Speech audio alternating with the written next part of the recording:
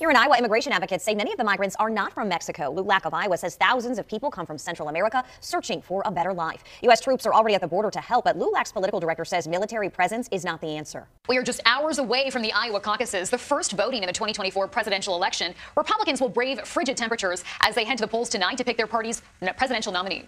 All right, meat giant Tyson laying off 1,200 workers after closing its pork factory in Perry, Iowa, only later to announce 52,000 jobs for migrants.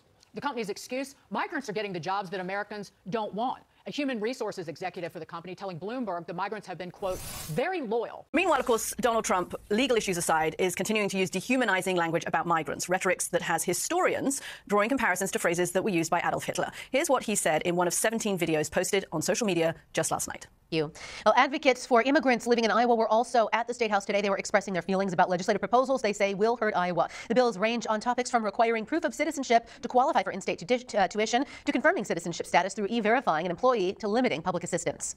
Iowa Attorney General Brenna Byrd is suing the Biden administration over its immigration policies. Byrd joined 17 other states against the Department of Homeland Security's new program. It allows 30,000 migrants to enter the U.S. each month if they have family or other pre-existing ties to the country. AG Byrd says the program authorizes hundreds of thousands of immigrants to illegally cross the border. It is officially launch day for an organization aimed to help more immigrants and refugees in our state. It's called Iowa Migrant Movement for Justice, and it's from two nonprofits joining together. Local 5's Khalil Maycock spoke with a member in this new organization and joins us now to share their plans on how they're going to help immigrants. Khalil, good morning to you. Tonight, Iowa leaders on both sides of the aisle want answers. Governor Kim Reynolds saying 19 unaccompanied migrant children were flown to Iowa on April 22nd. Yeah, initially the feds told her office that they were not involved in that flight, but now they're saying they were. Building a movement for justice led by immigrants and refugees in Iowa, providing high-quality legal services and community empowerment through organizing. That is just some of the goals of the Iowa Migrant Movement for Justice. There's a lot of ways you can join. Gabriel Saldana is a community organizer. Maria Costa.